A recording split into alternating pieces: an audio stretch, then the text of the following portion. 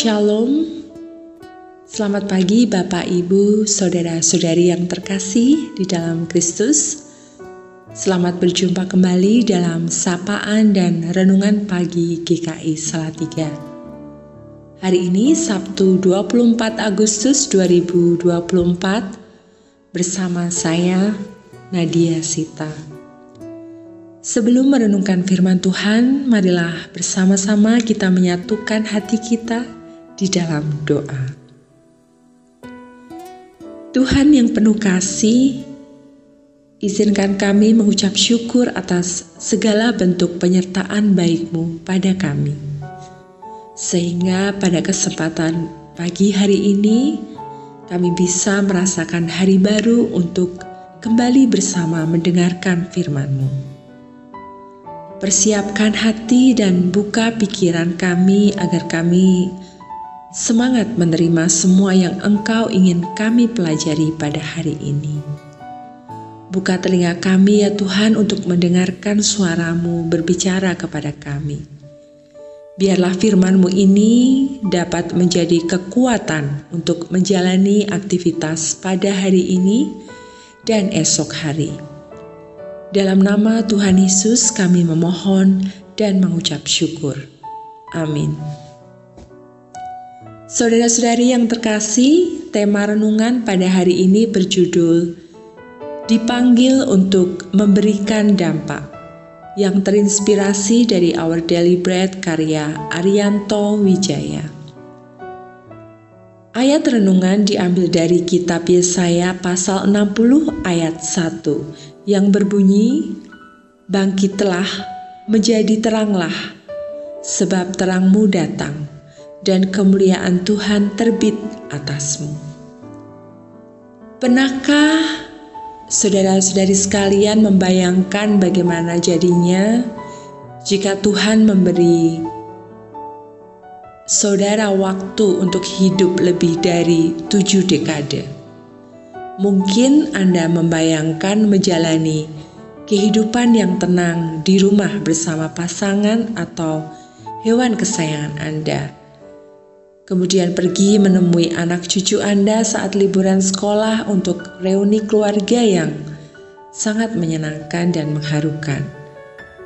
Meskipun usia tua yang berarti menurunnya beberapa fungsi tubuh, namun seringkali hal ini juga diidentikan dengan kebijaksanaan. Begitu pula halnya dengan siklus kehidupan manusia. Suatu entitas yang disebut negara juga mengalami fase yang sama, lahir, ada, dan berkembang. Platon, filsuf Yunani kuno, menyatakan bahwa suatu negara dapat disamakan dengan suatu tubuh yang berevolusi. Negara modern lahir dari proses perjuangan kemerdekaan dan konsensus para bapak pendiri bangsa. Pada bulan Agustus ini, sebagai bangsa Indonesia, kita bersyukur merayakan hari kemerdekaan kita yang ke-79. Saat Indonesia didirikan dan memperoleh kedaulatannya tidak terjadi pada saat damai. Berkali-kali negara ini mengalami berbagai perubahan politik. Beberapa di antaranya disertai konflik berdarah. Setelah sejarah panjang kekuasaan kerajaan, negara ini memasuki masa kolonialisme, yang berarti ketika Jepang kalah dalam Perang Dunia Kedua. Masa status quo ini dengan cepat dimanfaatkan oleh para bapak pendiri bangsa kita untuk memproklamasikan kepada dunia lahirnya Republik baru bernama Indonesia. Sebuah negara yang dibangun atas dasar kesepakatan untuk hidup dengan prinsip persatuan dalam keberagaman. Ini akan sangat panjang jika menyebutkan setiap konflik dan krisis yang pernah dialami negara ini. Hampir 8 dekade setelah 3 tahun terakhir, khususnya kita menghadapi pandemi mematikan dan situasinya diperburuk oleh konflik geopolitik yang mengakibatkan inflasi. Apalagi banyak permasalahan dalam negeri seperti intoleransi, korupsi, pelanggaran HAM, dan isu lingkungan hidup yang semuanya rumit. Dan juga yang baru saja terjadi adalah ketegangan politik. Namun dari sudut pandang iman Kristen, krisis bukanlah sesuatu yang perlu kita takuti. Karena krisis adalah bagian dari kehidupan itu sendiri. Sebaliknya iman kita memanggil kita untuk bangkitlah, bersinar. Kemuliaan Tuhan terbit atasmu. Yesaya 60 ayat 1. Ayat ini dimaksudkan sebagai panggilan Tuhan kepada umat-Nya yang saat itu sedang hidup dalam pengasingan. Mereka terpanggil untuk bangkit karena Tuhan telah memberikan mereka visi bahwa masa depan Yerusalem akan sejahtera, cerah, dan mulia. Kehidupan di pengasingan membuat bangsa Israel hidup seolah-olah mereka berada dalam belenggu. Mereka diperlakukan sebagai warga negara kelas bawah yang tidak mempunyai hak untuk menikmati kebebasan. Tetapi Tuhan tidak ingin umat-Nya terpuruk selamanya. Melalui para nabi, Tuhan memanggil umat-Nya untuk hidup benar agar dapat menikmati limpahan berkat-Nya. Pertanyaannya bagi kita saat ini, apakah seruan terhadap bangsa Israel juga berlaku bagi kita saat ini? Dan bagaimana kita bangkit dan bersinar?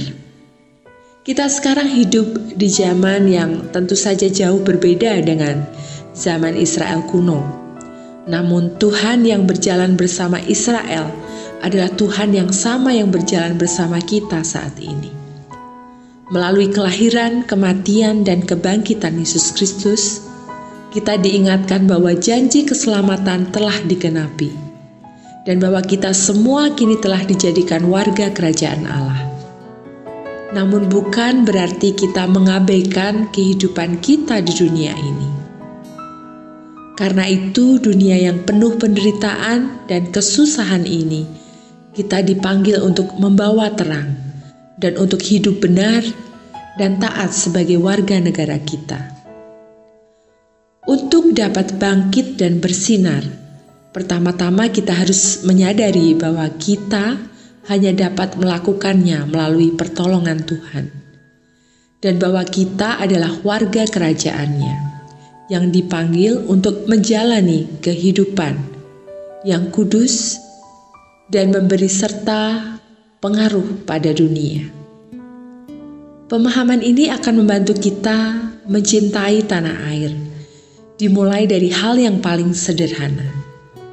Melalui bantuan Roh Kudus, kita berusaha untuk hidup benar hanya dalam lingkup pribadi kita, dengan berdoa secara konsisten dan membaca Alkitab setiap hari, tetapi juga dengan upaya untuk menghayati iman kita di depan umum, seperti mentaati hukum, menolak ikut serta dalam perilaku koruptif, peduli terhadap masalah lingkungan hidup, dan berupaya memperjuangkan pihak yang lemah dan membutuhkan.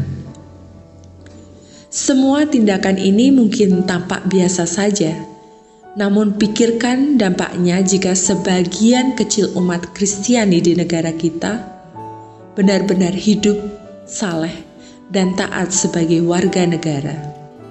Bagaikan sejumput garam yang membumbui seluruh panci.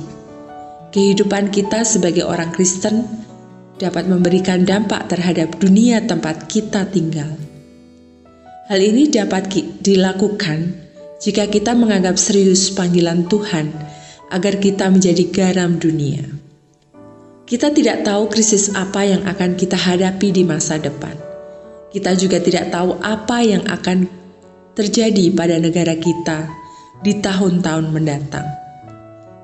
Tapi yang kita yakini, kita dipanggil untuk menjadi berkat bagi negara kita.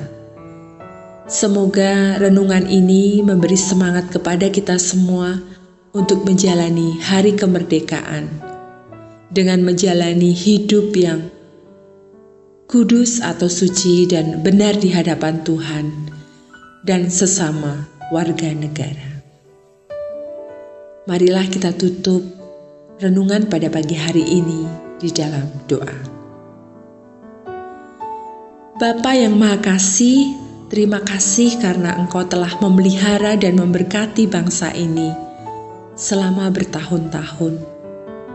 Tuhan Yesus, baru saja kami merayakan hari ulang tahun kemerdekaan yang ke-79. Dan kami bersyukur atas anugerah kemerdekaan yang telah Engkau berikan kepada kami. Kami memohon agar kami senantiasa mengingat bahwa kemerdekaan ini adalah pemberian-Mu, dan bahwa kami dipanggil untuk menjaga dan mengisi kemerdekaan ini dengan tanggung jawab, cinta dan pengabdian kepada-Mu, serta sesama. Kami berdoa bagi pemimpin-pemimpin bangsa kami.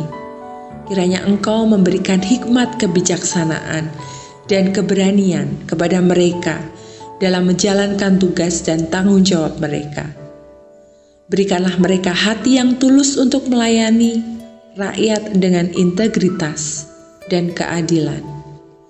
Kami juga berdoa agar setiap keputusan yang mereka ambil, setiap kebijakan yang mereka buat, selalu berdasarkan pada kebenaran dan kehendak-Mu.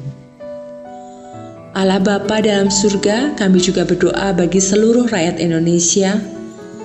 Semoga perayaan hari ulang tahun kemerdekaan ini bukan hanya menjadi ajang untuk bersukacita, tetapi juga momen untuk merenungkan makna kemerdekaan yang sejati. Kiranya setiap warga negara semakin menyadari tanggung jawab mereka untuk membangun bangsa ini dengan semangat persatuan, kerja keras dan saling menghormati di tengah keberagaman yang ada. Ya Tuhan, kami juga ingin berdoa untuk masa depan bangsa kami. Kiranya Engkau terus membimbing kami untuk berjalan di jalan-Mu, menjaga persatuan dan kesatuan, serta berjuang bersama untuk mewujudkan kesejahteraan, keadilan, dan kedamaian bagi seluruh rakyat Indonesia. Di dalam nama Putra-Mu yang tunggal Tuhan Yesus Kristus, kami telah berdoa. Amin.